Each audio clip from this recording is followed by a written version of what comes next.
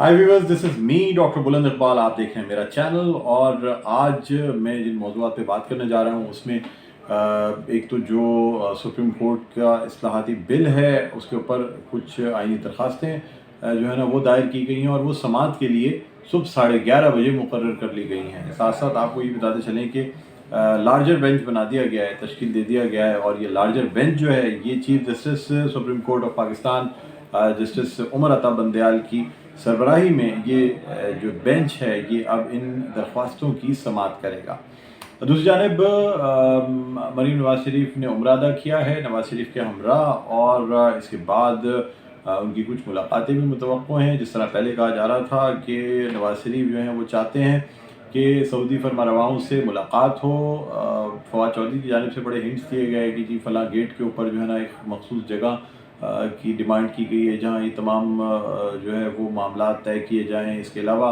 ये भी मुतवक्को है कि शायद कतर भी जाना हो नवाज़ शरीफ का। उसके बाद अगर वहाँ से पैसे आ जाते हैं तो फिर शायद ये मामलात जो है ना ये दब जाएँ। साथ साथ नाज़रीन, हम इस मौजू पर भी बात करेंगे कि जो मरदमशुमारी हुई है उसमें कराची के जो आदाद व शुमार आए हैं तो अब कराची की आबादी शायद पिछली मरदमशुमारी से भी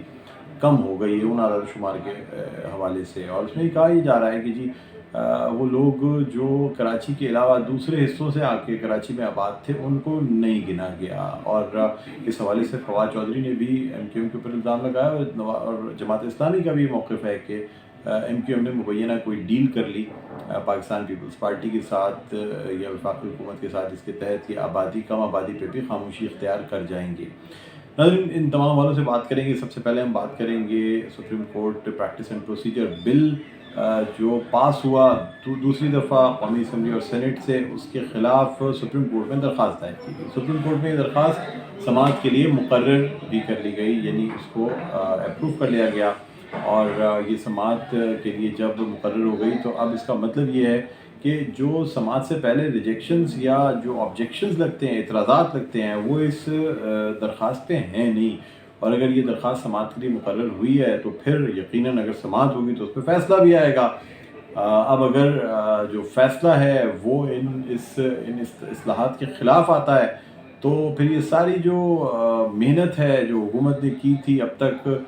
सुप्रीम कोर्ट के चीफ जस्टिस उमर अता बंदयाल की इख्तियारात में कमी के लिए, वो तमाम रायगाह चली जाएगी। और चीफ जस्टिस का जो फ़ैसला है वो भी फील्ड में मौजूद है इलेक्शंस के हवाले से, फ़ंड जमा कराने से के हवाले से। तो लगता ये है कि एक तरफ हुकूमत जो है वो तदबीरें कर रही है किस तरीके से जो अदालत के फ़ैसले हैं उनके असरअंदाज होने से पहले पहले सुप्रीम कोर्ट या चीफ जस्टिस के इख्तियारात को कम कर दे पार्लियामेंट से बिल के ज़रिए। लेकिन चूँकि सदर मुमलिकत ने दस्तखत नहीं किए इस बिल पे और वापस कर दिया था, जो कि दोबारा भी पास हो गया। लेकिन अब पहले तो सदर मुमलिकत ने वापस कर दिया था एतराज़ात लगा के एक ख़त के साथ, और अब ये सुप्रीम कोर्ट में चैलेंज कर दिया गया है। नाज़रीन, सुप्रीम कोर्ट में चूँकि अब लार्जर बेंच इस केस की समाअत करेगी तो इसलिए वो जो एतराज़ात उठ रहे थे कि जी फुल कोर्ट माना जाएगा और 3 जजेस जो हैं वो काबिल कबूल नहीं हैं और ये तमाम चीज़ें, तो अब शायद ये इन एतराज़ात को भी ख़त्म करने के लिए लार्जर बेंच बनाया गया है। वरना जब और बड़े मौज़ूआत पे 3 रुकनी बेंच समाअत कर सकती है तो फिर इन आईनी दरख्वास्तों को या ये जो चैलेंज करने की दरख्वास्तें थी इस पर भी समाअत की जा सकती थी। लेकिन हुकूमत को खामोश कराने के लिए सुप्रीम कोर्ट की जानिब से फैसला किया गया कि लार्जर बेंच जो है ना वो इसकी समाअत करेगा। बहरहाल मैटर सब जुडिस है इसलिए हम इस पर बहुत ज़्यादा तो नहीं बात कर सकते, लेकिन ख्याल ये ज़ाहिर किया जा रहा है कि अब अगर समाअत होगी तो फ़ैसला भी आएगा। और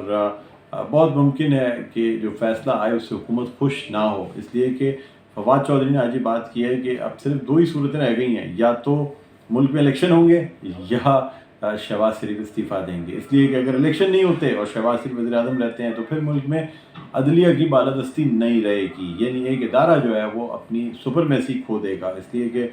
सुप्रीम कोर्ट की जानिब से क्योंकि वाज़ेह अहकामात थे इलेक्शन कराने के, और अगर उन पर अमल दरामद नहीं किया जाता, वफाकी हुकूमत की जानिब से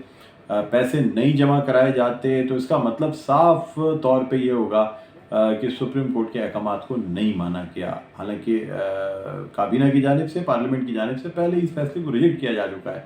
और इस पर करारदाद भी पास की गई। इसके अलावा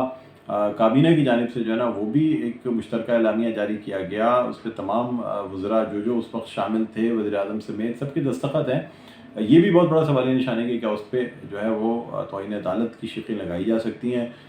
کیا اس بل کو پہلے جو ہے وہ ناک آف کیا جائے گا عدالتی فیصلے کے ذریعے، اس کے بعد توہین عدالت کا کیس ٹیک اپ کیا جائے گا، یہ بھی ایک بہت بڑا سوالیہ نشان ہے۔ ناظرین، دوسری جانب قاضی فائز عیسیٰ کی اب کل کی ملاقات کے بعد سے چیزیں یکسر کچھ تبدیل ہوتی نظر آ رہی ہیں، تو یہ بھی ایک سوال پیدا ہوتا ہے کہ کیا یہ جو ڈیوائڈ کی بات کی جا رہی تھی سپریم کورٹ میں کہ جی کوئی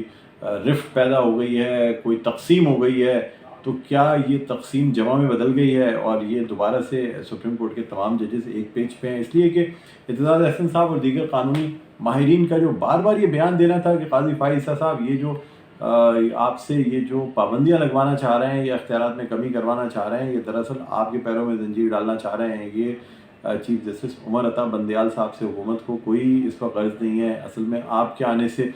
خوفزدہ بھی حکومت، اور آپ جو ہیں جو کہ ماضی میں بھی اس قسم کے فیصلے دیتے رہے ہیں، تو حکومت آپ سے یہ بھی خوفزدہ ہے کہ ایسا نہ ہو یہ اختیارات اگر آپ کے پاس رہے تو سو موٹو نوٹس اور ان اختیارات کا استعمال آپ زیادہ نہ کریں۔ تو یہ تمام باتیں کی گئیں، لیکن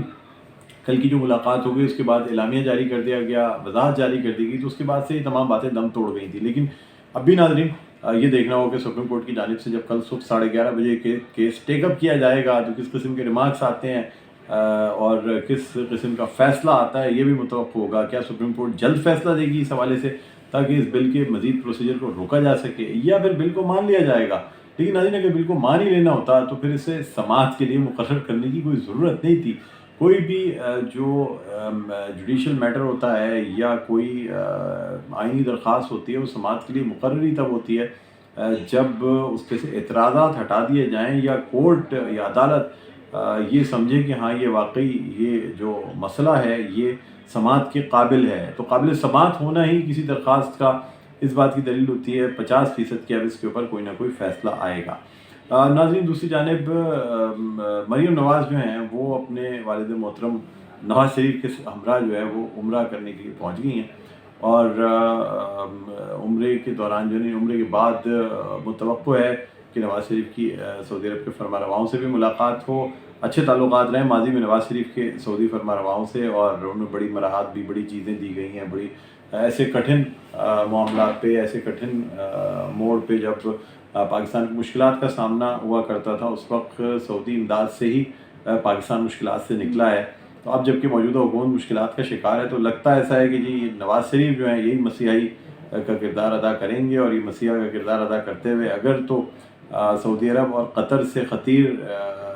رقم جو ہے نا وہ لے کے آ جاتے ہیں، اور یہ رقوم جو ہے پاکستانی گورنمنٹ یا اسٹیٹ بینک کو مل جاتی ہیں، تو شاید یہ موجودہ بحران جو ہے نا یہ ٹل جائے، اور اگر یہ موجودہ بحران ٹل جاتا ہے تو ناظرین پھر شاید عمران خان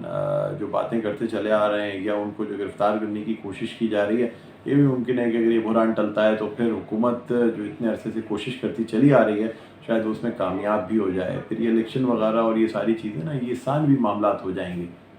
دوسری جانب یہ بھی ہم بات کرنا چاہیں گے کہ کورٹ کی جانب سے الیکشن کمیشن کو اور جو وفاقی حکومت کو ایک حکم نامہ دیا گیا تھا جس میں وفاقی حکومت کو پیسے جمع کرانے تھے، وہ پیسے وفاقی حکومت الیکشن کمیشن کو نہیں جمع کرائے ہیں، اس کا کل جواب جو ہے تفصیلی جواب وہ بھی الیکشن کمیشن کی جانب سے جو ہے وہ جمع کرا دیا گیا، لیکن اس پہ چیف جسٹس آف پاکستان نے جو ہے وہ اپنے چیمبر میں پرسنل ہیئرنگ کے لیے الیکشن کمیشن کو طلب کر لیا ہے، اور اس پہ بھی فیصلہ متوقع ہے۔ تو ناظرین بہت ساری چیزیں جمع ہوتی جا رہی ہیں جس میں کہ سپریم کورٹ کے خلاف باتیں کرنا، سپریم کورٹ کے خلاف تقاریر کرنا، سپریم کورٹ کے خلاف اور اس کے حالیہ فیصلوں کے خلاف جو ہے، بلکہ اس کے فیصلوں کے خلاف اور ججز کے چیف جسٹس کے خلاف جو قرارداد منظور کی گئی اور فیصلوں کو جس طرح ریجیکٹ کیا گیا، پھر جبکہ سپریم کورٹ کی جانب سے ایک حکم نامہ جاری ہوا تھا کہ جی پنجاب اسمبلی کے الیکشنز ہونے ہیں، پھر بھی تمام صوبوں کی جانب سے جو ہے وہ جو باقی 2 صوبوں کی جانب سے یہ قرارداد منظور کی گئی کہ الیکشنز جو ہے قومی اسمبلی اور صوبائی اسمبلی کے ایک ساتھ ہونے چاہیے۔ اس میں یہ بات بھی جو ہے وہ قابل ذکر ہے کہ آئین میں یہ بات موجود ہے کہ سپریم کورٹ کے میٹرز کو، ججز کے کنڈکٹ کو، ان تمام چیزوں کو پارلیمنٹ میں یا مجلس شورا میں ڈسکس نہیں کیا جا سکتا۔ یہ بات آلریڈی آئین میں موجود ہے، اور اس بات کے آئین میں ہوتے ہوئے اس قسم کی کوئی کارروائی ہونی نہیں چاہیے تھی۔ پھر جو کچھ کنونشن میں ہوا، جس قسم کی تقاریر ہوئی، بہرحال میں سمجھتا ہوں کہ شاید آپ لوگ اس بات کا ادراک رکھتے ہوں۔ پھر اب لاسٹ میں بس ایم کیو ایم کے حوالے سے بات کرنا چاہوں گا کہ جو آبادی کم آئی ہے لوگوں نے خود کو رجسٹر نہیں کرایا ہے، اور اس صوبے میں جو دوسرے علاقوں سے رہنے والے لوگ ہیں وہ کسی بھی صورت اپنے آپ کو کراچی میں رجسٹر نہیں کرانا چاہتے. وہ جو جن علاقوں میں لوگ موجود تھے انہوں نے وہیں اپنے آپ کو رجسٹر کرایا. جو لوگ دوسرے صوبوں سے آئے ہوئے ہیں انہوں نے بھی اپنے آپ کو اپنے ہی صوبوں میں رجسٹر کرایا ہے، جس کی وجہ سے کراچی کی آبادی کم ہوئی ہے. یہ پہلے بھی ہوا تھا، یہ اب بھی ہوا ہے. بڑی باتیں کی جاتی ہیں کہ نادرا سے آپ ڈیٹا ملا لیں، لیکن سوال یہ ہے کہ مردم شماری لوگوں کو گننے کا کام ہے. مردم شماری جو ہے وہ نادرا سے اگر ڈیٹا لینا ہو تو مردم شماری کی ضرورت ہی نہیں ہے. سیدھے بے فارم سب کے کلیکٹ کریں، جو لوگ وفات پا گئے ان کو مائنس کریں، اور جو لوگ رہ جاتے ہیں اس کو آبادی ڈکلیئر کر دیں. لیکن مردم شماری میں لوگوں کو گنا جاتا ہے. پہلے خانہ شماری ہوتی ہے، پھر مردم شماری ہوتی ہے. اب بہرحال ناظرین، یہ پاکستان کی تاریخ رہی ہے، کسی مردم شماری کو مانا نہیں جاتا، تو لہٰذا یہ مردم شماری بھی متنازع ہوتی نظر آتی ہے. اور لگتا ایسا ہے کہ جو پیسے خرچ ہوئے ہیں وہ اس دفعہ بھی خرچ ہو جائیں گے. متحدہ قومی موومنٹ کی جانب سے بھی اعتراضات اٹھائے جاتے رہیں گے، جماعت کی جانب سے بھی، پیپلز پارٹی کی جانب سے بھی، اور